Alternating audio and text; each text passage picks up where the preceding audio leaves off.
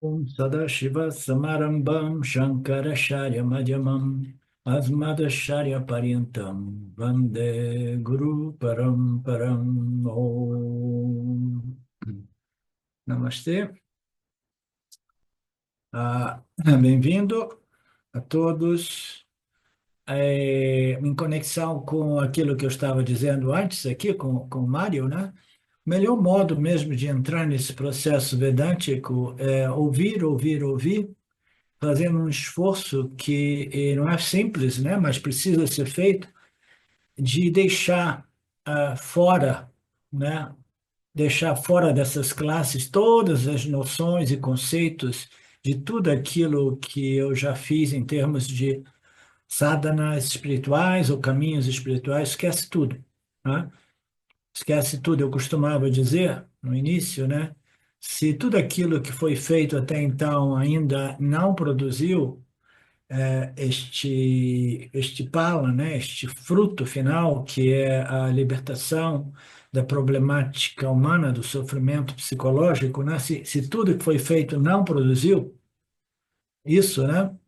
Então é melhor a gente deixar tudo do lado de fora e ouvir com a mente vazia. Eu sei que é pedir muito, porque a gente carrega as nossas noções e conceitos com a gente e a gente tende a ouvir isso filtrando, mas o esforço é lembrar que eu estou aqui porque eu ainda não obtive, né, um conhecimento que me resolveu realmente, né? Então, isso também é parte daquilo que eu chamo de integridade intelectual, de dizer, não, eu estou aqui e deixa eu abandonar os outros conceitos e permanecer com a mente aberta para aquilo que o Vedanta tem a dizer.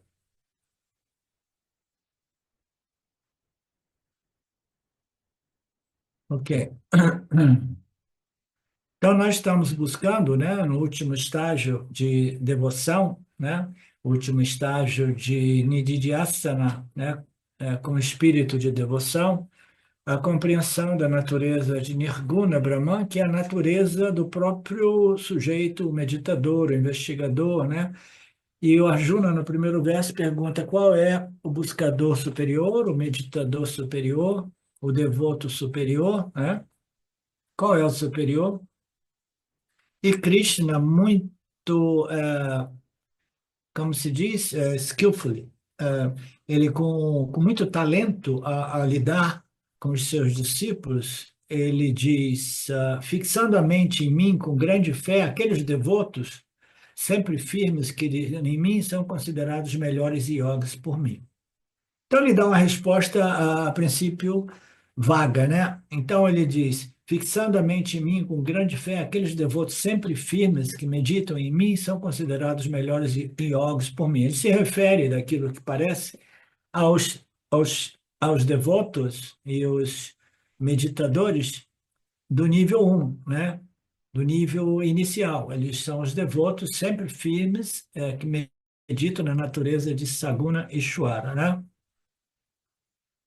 Então, ele disse que a resposta, então, seria que os devotos do Deus com atributos é superior.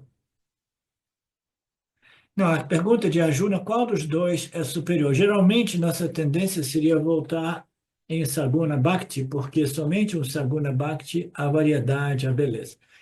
Então, o Swami aqui apresenta um outro conceito, que é, se você faz essa pergunta para as pessoas da cultura védica, todo mundo vai dizer que o Deus com atributos, né? O Deus Saguna, o Deus definido pelas características e propriedades dos gunas de Maya, são superiores. Por quê? Porque oferece uma diversidade, uma variedade enorme. A beleza, onde existe pluralidade, diversidade, variedade de cores, características, nomes e formas. Por que que a gente fica preso no samsara? Por causa dessa beleza, essa explosão de variedade e diversidade de configurações ou de objetos, né? Então, tudo somente é Nirguna Brahman, Nirguna Atma, mas essa projeção aparente, né, desses gunas formando uma infinidade de objetos caracterizados por suas propriedades, assim, é uma coisa fascinante para a mente do Aniane. O Aniane vê tudo aquilo assim, uau, olha só quanta variedade existe aqui, né? Eu vou contar uma historinha aqui que eu não conto já há muitos anos, mas que de um ângulo ligeiramente diferente, né? Dizem que tem um período que os homens, né, eles viviam nas cavernas e muitos isolados, porque existia muito perigo, né, muitos animais ferozes, grandes, que gostavam de comer os humanos, né? Comiam tudo que viam, né? E eles viviam na caverna. Até na caverna, às vezes, se eles dessem vacilassem, eles morriam lá dentro. Alguns deles viveram por períodos nas árvores também, né? Escapando da morte. Mas essa família, ela teve um filho, eles queriam ter um neném, tiveram um neném. E esse neném, ele simplesmente, né, ele começou a engatinhar e o marido dizia, olha, agora é um horário bom para mim sair, para caçar, porque tem menos perigo lá fora, você cuida do nosso filho, cuida do nosso filho. A mãe deu uma vacilada, o neném foi engatinhando, e ela falou, tudo bem, a essa hora não tem muito perigo. Aí passou, um dinossauro estava passando, né? Ele viu o neném e abocanhou o neném, comeu o neném. O neném foi engolido pelo dinossauro, né? E aí, por que que o bebê foi engolido pelo dinossauro? Por causa, ele ficou encantado, ele estava acostumado a viver na caverna, vendo aquele escuro, com um foguinho, com aquelas paredes de caverna. Quando ele foi se aproximando da saída da caverna, ele viu aquela luz, o céu, os animais, né, a vegetação, ele ficou encantado, encantado, encantado, né? E aí o que que ocorreu? Ele, devido a essa variedade bonita, linda, essa beleza natural do mundo, né, multicolorido, etc., ele foi devorado, né? Aí o que que aconteceu? O marido ficou chateado com a mulher, etc., mas aí mais tarde eles tiveram um outro neném, ela engravidou, eles tiveram outro neném, e eles falaram, eu vou ficar muito mais atenta, você também fique atento, né? Escolha uma caverna melhor. E aí, mais uma vez, a curiosidade humana, né? O bebê, ele diz, e desde pequeno, ele diz, você não pode sair da caverna, você só pode ficar no fundo da caverna. Aquilo despertou a curiosidade nele, ele começou a sair, querer sair da caverna. Quando ele chegou mais ou menos próximo da saída da caverna, ele viu aquela coisa linda, maravilhosa, um dinossauro, aquele animal incrivelmente bonito, né? Mas aí alguma coisa dentro dele disse para ele, ó, você corre para dentro porque tem alguma coisa errada com esta beleza do mundo, tá? Esta beleza do mundo vai te consumir, né? Essa beleza do mundo vai te devorar, né? Estou apresentando um ângulo diferente porque o Jiva, ele é muito atraído pela natureza saguna do mundo, a natureza saguna de Deus manifesta como mundo, uma infinidade de nomes, cores e formas, de todas as características e propriedades, né? Então, esse fascínio que a gente tem pela variedade e a beleza da diversidade de Namarupas acaba consumindo a gente, nascimento, depois de nascimento, depois de nascimento, depois de nascimento. Mas esse bebê era uma daquelas almas muito avançadas, aquela alma que já, né, precisou só de uma experiência em contato com o mundo para dizer, não, não, isso aqui é algo realmente que nos devora, né? Ele, quando chegou perto, começou a ver a luz, viu aquele dinossauro, aquela compreensão, aquele conhecimento, aquele registro, aquela vassana, que diz assim: não se sinta atraído pelo mundo, porque isso vai te devorar. Tomou conta da cabeça dele, da mente dele, e ele saiu engateando para dentro, né? Então, ele foi um nenenzinho, naquela época, muito sábio, né? Por quê? Caso contrário. a natureza saguna de Deus, a natureza saguna do mundo, representa uma atração mortal a todos os vivos. Esse é o conceito do samsara, né? Samsara é aquilo que vai apresentar uma infinidade de objetos de experiência, né? Extremamente atraentes, prometem mundos e fundos, né? Mas no final nunca entrega aquilo que aparentemente existe como promessa, né? E o indivíduo ele vai sendo consumido por este processo, né, de correr atrás desta beleza de variedades que existe no mundo, sem saber que o indivíduo está sendo consumido pelo samsara, a crença de que essa variedade de namarupas é realidade, que elas servem o propósito de me trazer a felicidade permanente, a completude, etc., sem saber, o indivíduo vai sendo devorado na boca do crocodilo do samsara, né? Então todo mundo vai dizer, naturalmente, eu tenho que ser um bhakta, um devoto, eu quero ser um devoto da beleza, da diversidade de Saguna, Deus, como o mundo, né? O cosmos, a totalidade de tudo aquilo que eu vejo no meu meio ambiente. Eu quero ser um devoto deste Deus manifesto, né? Isso é o Swami dizendo. A tendência das pessoas é dizer, não, eu prefiro esse ser devoto deste Deus, né? Manifesto através da variedade, diversidade de Namarupas, essa beleza, né? Exuberante do mundo, né? E eu sou devoto de quê? Eu sou devoto do mundo. As pessoas sempre são devotas do mundo, né? Sempre, quase sempre. Muitas vezes vedantinos são ainda devotos do mundo. Seus lábios são doces, diversas passagens aqui, seu rosto é doce, seus olhos são doces, sorriso é doce. São descrições de alguns textos que dizem o quanto sedutor os, são os gunas de Maya, né, que produzem essas deidades que nos atraem e que nos fazem, nos tornam devotos dos deuses, né, coloridos, assim por dizer, pelos gunas do poderoso Maya, né?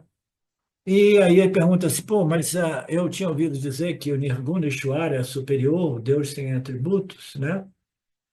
Aí o Swami diz, tudo bem, mas quem é que é isso? Quem é que gosta de algo que não tenha nenhuma característica que possa ser experimentada e desfrutada e conhecida através dos 5 canais sensoriais? Você não pode sentir o cheiro, você não pode sentir o palato, né? O toque, né? A pessoa diz assim, é como uma comida sem gosto, né? É mais ou menos como se fosse comer tofu, né? Tofu não tem gosto nenhum, né? Então, quem é que vai gostar de um Deus sem características, atributos e propriedades, né? Na verdade, o Swami nos diz aqui que muitos filósofos colocam Nirguna Ishvara como não existente. Eles dizem, Nirguna, Deus não existe. Na viagem dos rishis e dos vedantins, eles dizem abertamente, eles o negam abertamente. E entre aqueles raros que aceitam o Nirguna Brahman, o Nirguna Deus, eles dizem que, não, eu aceito, eu creio que existe a Nirguna Deus, mas não vale nem a pena você tentar compreender, é inútil, porque não vai trazer nenhum benefício para você. Tá? Por quê que os filósofos dizem isso? Né? Porque nenhum filósofo, nenhum acadêmico jamais é realmente transformado por esse conhecimento. Eles veem o conhecimento dos Upanishads como um conhecimento filosófico, eles aceitam como uma filosofia, né? Por isso eles dizem, na verdade, muitos filósofos aceitam como uma filosofia, mas porque eles jamais são realmente transformados, porque eles são acadêmicos, né? Eles dizem, não, não, eu academicamente, filosoficamente, eu aceito, mas não existe nenhum pala, não existe nenhum fruto, não existe nenhum benefício à parte o benefício de mais conhecimento acadêmico, tá? É inútil, não existe nada de útil, não existe pala. Qual é a resposta real, então? Qual dos dois é superior? A resposta real é que a pergunta foi errada, foi colocada de modo é, é, errôneo, né? Equivocado.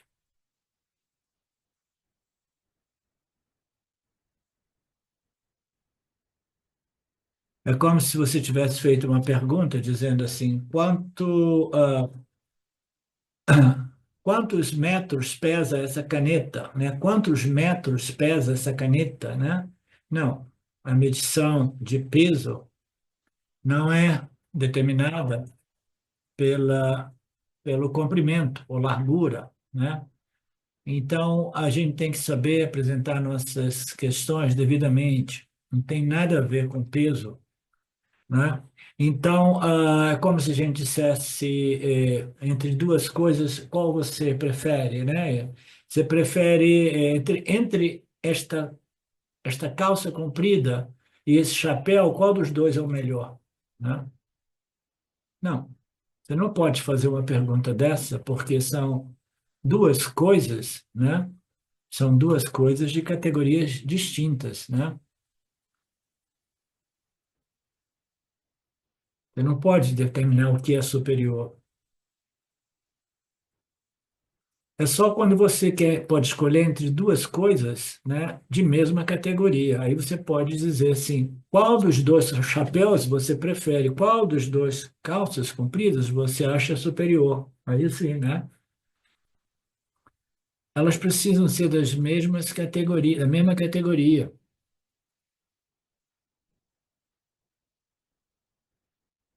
Suponha que eu queira beber algo, alguém veio como um convidado, então eles fazem a pergunta: o que você vai beber? Você quer café ou chá ou leite? Tantas opções, né? Em diferentes bebidas. Você pode ter comparação e você pode escolher uma delas. Então, a escolha é entre várias bebidas. Então, esta é uma colocação correta. Ok.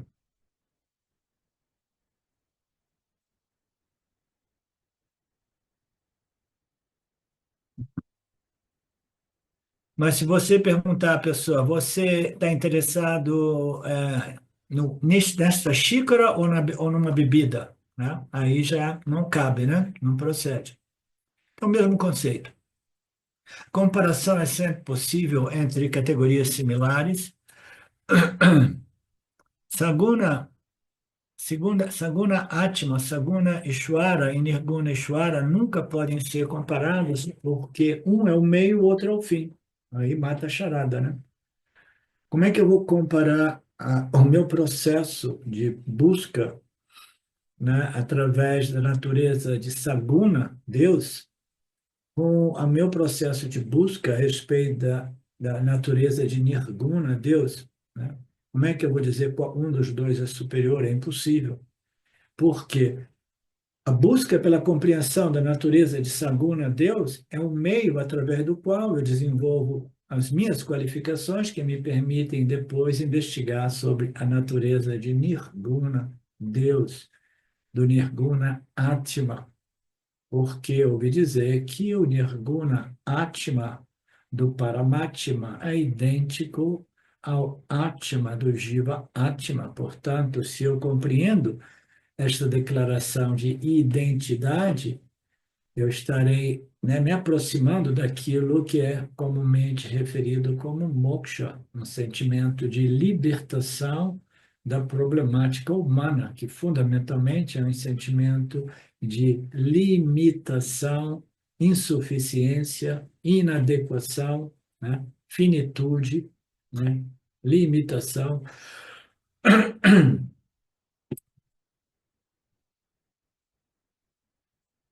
Portanto, Saguna Bhakti é a prática intermediária, um trampolim, um meio através do qual eu passo para as minhas sadhanas do Yana Yoga, que é a busca da compreensão da natureza do Deus Nirguna. Eu me torno, então, um Nirguna Bhakti, né? Eu vejo esse Deus que não depende de variedades de características.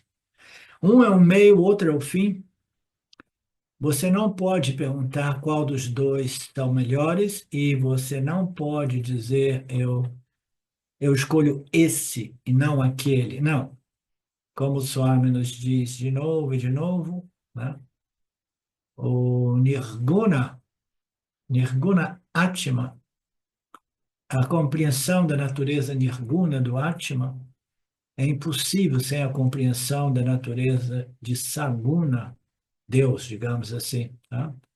A compreensão da minha natureza livre dos gunas depende da minha compreensão inicial da minha natureza como corpo, mente, sentidos, a minha natureza saguna, porque a minha natureza saguna precisa ser purificada de modo que esta natureza saguna, né, que é o corpo, mente, sentido, esteja preparada para contemplar na sua real natureza, que é nirguna, nirguna Atma. Não existe escolha, o indivíduo precisa passar por ambos.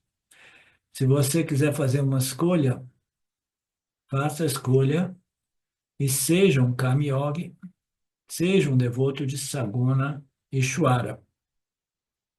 A menos que você tenha sido um devoto de Saguna Ishwara por muito tempo e você tenha entrado no processo Shravana Manana Nididhyasana, e que este esteja produzindo um desenvolvimento ainda mais rápido. Eu costumava dizer, principalmente no passado, que nada prepara, purifica e refina o corpo-mente mais do que o Yana Yoga do Vedanta.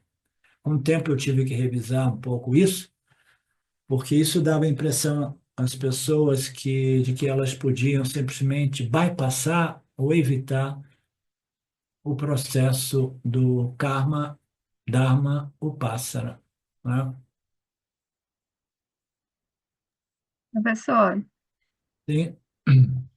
estou com uma dúvida aqui. É, quando fala de devoção a Nirguna, para mim me vem uma confusão, porque para mim devoção tem que ter o dual, né? O devoto e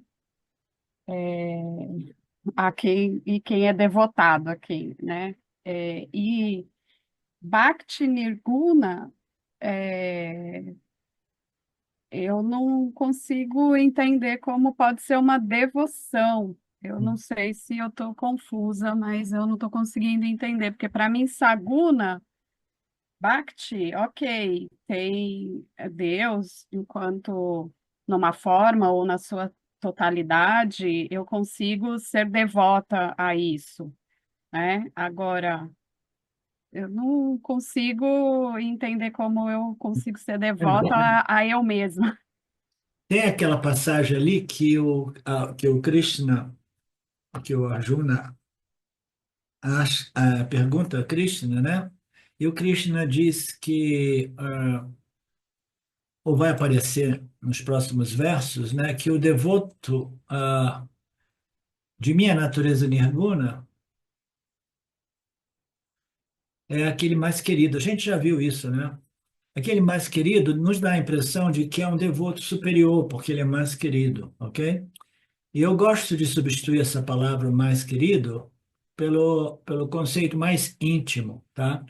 Então, o que seria esta devoção pela natureza nirguna de Deus, nirguna Atma, né? Que é a consciência sem os gunas, né? O que seria essa devoção? É a devoção por aquilo que é a única realidade e por isso não existe separação ou diferença entre o devoto e o objeto de devoção, né? Então, neste sentido, né, a devoção, no âmbito do Passana, a gente tem mais facilidade de compreender. Se você quiser fazer uma meditação simplesmente para trazer foco e expansão da mente, né, você utiliza um objeto de meditação saguna, né, que seja um símbolo do Senhor através dos gunas, porque sem os gunas é meio difícil de você focar a mente em algo que não tem nenhuma característica ou atributo. Quando você faz essa análise em referência ao Upasana, né? Então, sem um objeto mais tangível para fazer não duo o Upasana, ou Upasana na natureza de Nirguna, Brahman, you know? Então, a gente diz, se você quer desenvolver mais contemplação e one-pointedness, né, o foco, etc., você utiliza a Saguna. Mas se você já tem uma capacidade de foco bem desenvolvida, você se torna uma mente mais, como se diz, introspectiva, né, mais contemplativa. Então você não precisa nem mais de um símbolo Saguna de Brahman, porque você já tem uma mente mais focada e mais expansiva. Então, qual seria o a meditação ou contemplação da natureza nirguna de Brahman?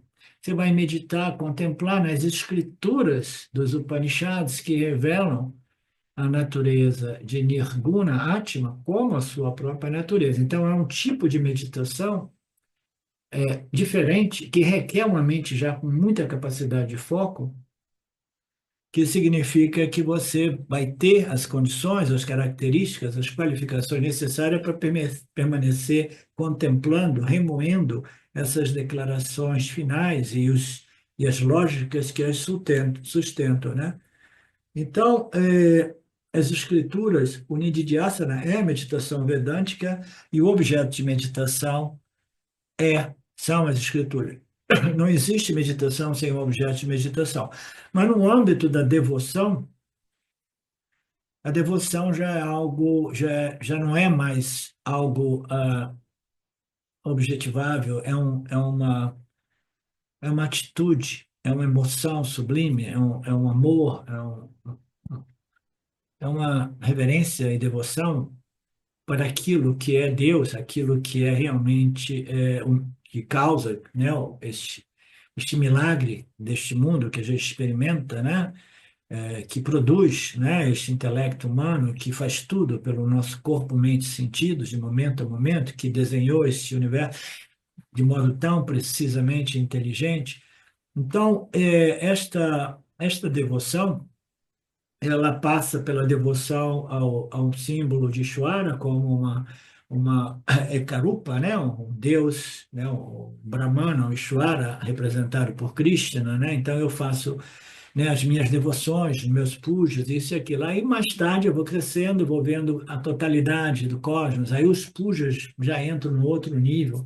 Aí o indivíduo já se tornou um karma yoga ali acima de tudo, né? Ele vê Deus em tudo, nas pessoas, nos gatos, nos cachorros.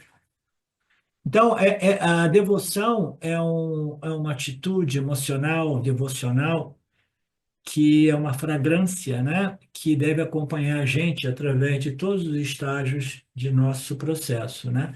Então não existe tanta contradição no dizer que o devoto não dual, o devoto nirguna, o nirguna devoto, né, de Deus nirguna, eu sou devoto àquilo que é a realidade por trás de todos os gunas de Maya, de todos os namarupas configurados pelos gunas de Maya, uma capacidade de ver através de tudo, é uma sensação, uma emoção. É diferente do Upasana, que você precisa desenvolver, né, foco, né, que aí é melhor ter um objeto mais tangível, tá? Agora, o Nididhyasana já é totalmente diferente como meditação, né, mas requer o mesmo espírito devocional. Esse capítulo aqui, todo ele é dedicado para a devoção, né? Então, são todos os estágios, né? Seja ele Karma Yoga 1, 2, 3, aí o Passana Yoga 1, 2, and then Nirguna, and then Yani Yoga. Por que Yani Yoga só tem um, não tem, ele não foi desmembrado em dois ou três? Quem que pode me dizer isso?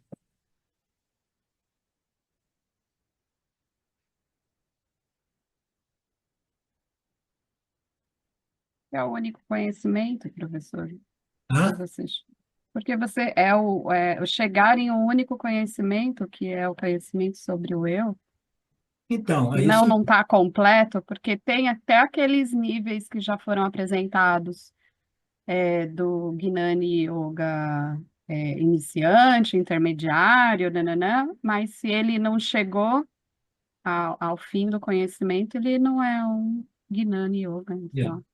O Yin Yoga ele é apresentado sem desdobramento em dois, porque o Yana Yoga é uma contemplação, uma investigação da natureza nirguna. Se é nirguna, não existe variedade, entendeu? É Nirguna Brahmana, Nirguna Ishvara. O que é Nirguna? É livre de qualquer variedade, diversidade, pluralidade. Não existe nenhum gunas lá configurando diferenças. No caso do Upasana, no caso do- da, da yoga da ação, né? Você pode se relacionar com um Deus configurado por uma entidade, um Deus configurado pela totalidade de todas as formas, Deus configurado simplesmente como uma inteligência que sustenta. Tudo isso nos dá a possibilidade de variedades. Quando chegou no Yana Yoga, é somente um. Né? Por quê? Não existe variedade, não existe diversidade. É nirguna, né? Então, é o não dual, é o Advaita, um sem o segundo. Isso, a devoção, ela não é algo também tão foreign, estrangeiro, né?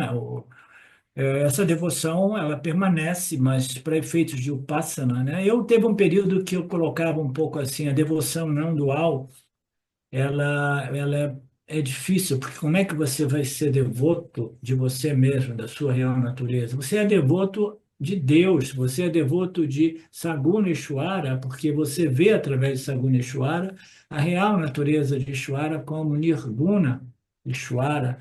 Você é devoto do seu próprio ser, porque você já não vê você como corpo, mente, sentidos, você vê você como Nirguna Atma, né? Então não é que você seja devoto desta pessoa linda e maravilhosa, você é devoto do Atma, a única realidade, né? Então a devoção, ela também é um elemento que precisa estar presente durante o Yana Yoga do Vedanta. E eu fiquei meio confuso no início, porque quando eu entrei em contato com o Vedanta, parecia que as pessoas rejeitavam esse elemento devocional no processo do Yana Yoga, né? O E professor eu fui compreendendo um pouco mais isso e aquilo. Quem é que falou? Marcelo, esse Nirguna Bhakti aí, Bhakti é a devoção. Eu estou vendo isso como um amor próprio, que é a minha real natureza, o Ananda.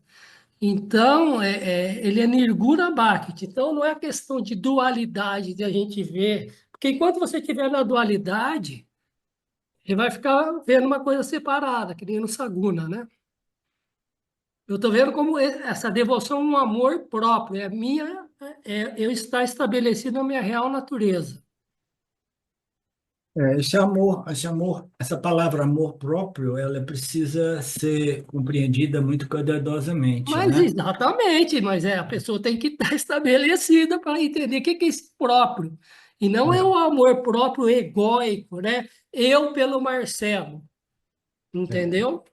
É isso. É por isso que no Vedanta é importante a gente compreender a identidade do Atma, né, em termos do Atma do Jiva e do Atma de Paramatma, e compreender que o Atma é sinônimo de Deus, né? A devoção, ela ocorre quando você compreende que a consciência é sinônimo de Deus. A consciência é Nirguna Atma e é sinônimo de Deus, né? Então, a devoção é uma devoção por Deus, né? Além ou por trás, esse Deus, essa consciência que existe por trás de tudo que foi manifesto, toda essa diversidade, pluralidade de cores, formas e objetos, né? Então, é ver através de tudo isso que existe somente a consciência, que é sinônimo de Deus, né, que é sinônimo do Atma, que é idêntico ao meu próprio Atma, né? Então, é o amor por o seu próprio Atma, que é o único Atma, porque o Atma é de natureza não dual. Se você compreende isso, esta é uma perspectiva, é uma compreensão válida, sim, Marcelo. Não, essa foi a interpretação que eu tive disso daí, né? Desse assunto que está rolando, entendeu? Esse amor próprio nesse sentido. Sim, Né? Do auto reconhecimento mesmo da minha real natureza, que sou eu. Então, e devoção é amor. sem dúvida. Devoção é reverência e amor. Exato. Então, vamos ver mais como o texto se desenvolve aqui. Todos têm que passar por Saguna Bhakti, devoção a Deus com os atributos. Todos têm que terminar na descoberta de Nirguna Bhakti, devoção no Deus sem atributos, que é Abhedaha, Advaita, é o conhecimento não dual daquilo que não oferece diversidade, pluralidade e diferenças, né? Aí o Swami, mais uma vez, elabora o mesmo conceito, sem Saguna Bhakti, Nirguna Bhakti é impossível. Sem Nirguna Bhakti, Saguna Bhakti é incompleto. Aí fecha ainda mais, né? O Nirguna Bhakti é o amor, né? Uma devoção, né? Por aquilo que é a natureza de Deus. Mas a natureza do Deus, né? Livre dos gunas, né? Que é o Nirguna Atma, que é o Nirguna Ishvara, o Nirguna Brahman, tá? Então, como é que eu vou ser devoto, né, da natureza Nirguna, Deus, né? Eu compreendi que todo o amor, veja bem, todo o amor que a gente sempre teve por pessoas, coisas, situações, circunstâncias, né, coisas que nos amarram na vida, né, todos esses amores, né, a gente vai ficando preso. Aí chega um ponto que a gente compreende que por trás de tudo isso existe somente a natureza Nirguna Atma, tá? De tudo, todos os seres vivos e todas as coisas, né? Existe só, tudo é somente, por trás de tudo isso é somente Nirguna Atma, Nirguna Deus. É tudo a consciência. Essas sobreposições ocorrem no âmbito da consciência, e se você vê isso, se nós podemos ver isso, a gente desenvolve um amor sem apego a todos esses namarupas, sabendo que é uma sobreposição aparente naquilo que é Nirguna Atma, Nirguna Brahman, Nirguna Deus, tá? Então, esse Nirguna Atma, que a propósito é não dual, e se ele é não dual, ele precisa ser também a minha própria natureza. Eu não posso me excluir de tudo aquilo, né? Todos nós temos que passar por Saguna Bhakti, chegar no Nirguna Bhakti, mas a Krishna, muito educadamente, né, não quer dizer que a pergunta de Arjuna está errada, ele poderia se sentir humilhado, mas o Swami faz uma brincadeira, dizendo que os discípulos, os estudantes, já têm um certo complexo, o medo de fazer perguntas. Quando eles fazem a pergunta para o Swamiji, eles diziam assim, essa é uma pergunta meio boba, mas... Pá. E o Swami diz, não existe pergunta boba, né? Todas as perguntas são importantes e relevantes para o aluno. Então, o Krishna, sabendo de tudo isso, ele não quis dizer que a pergunta estava errada, mas o Swami está, né, mostrando que não existe modo de comparar qual dos dois é superior, né? A devoção por Saguna Deus ou a devoção por Nirguna Deus, né?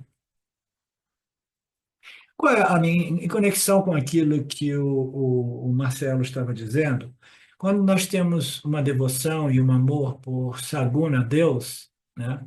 Naturalmente a gente vê Saguna Deus como alguma coisa separada de mim, outra que eu mesmo, né?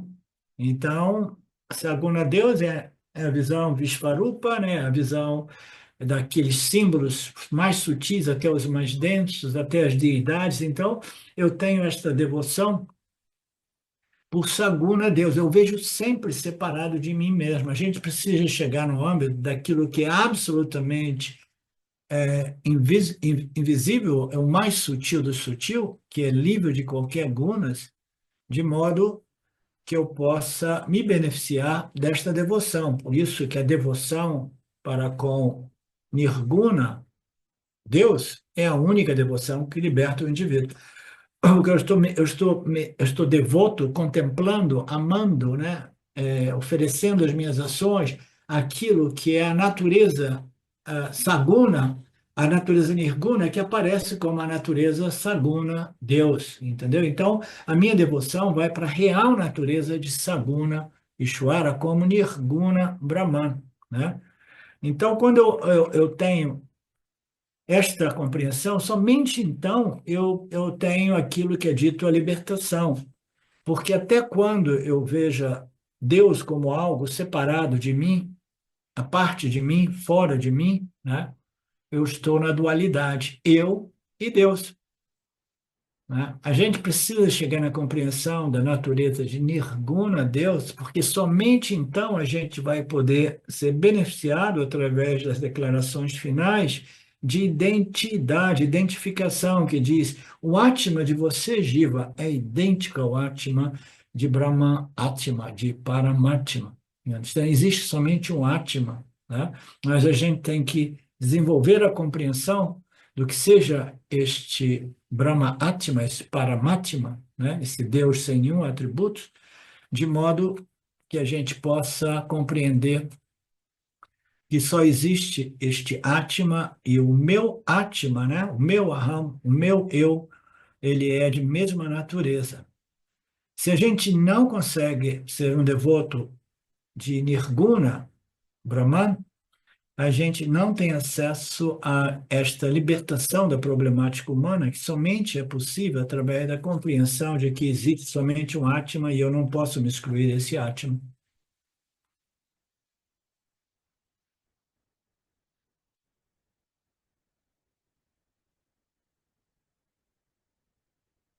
E o Krishna, ele, quando era pequeno, o Swami está dizendo aqui,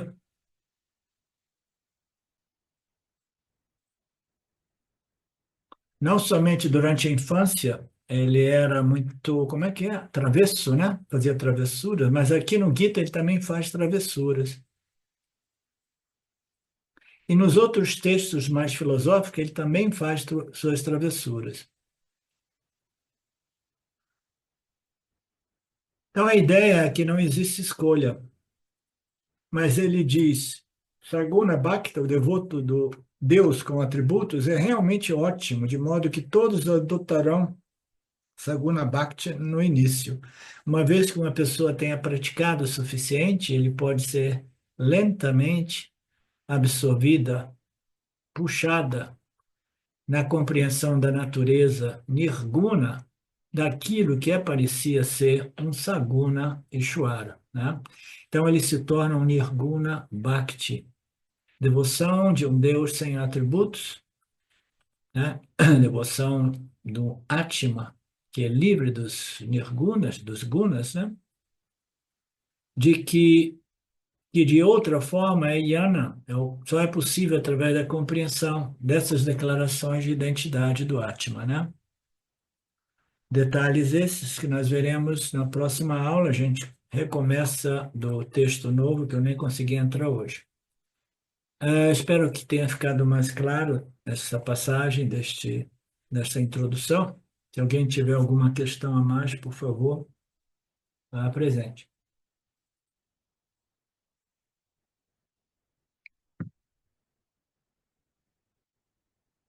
Om Purnamada Purnamidam Purnamudachyate Purnasya Purnamadaya Purnameva Vashishate Om Shanti Shanti Shanti Om.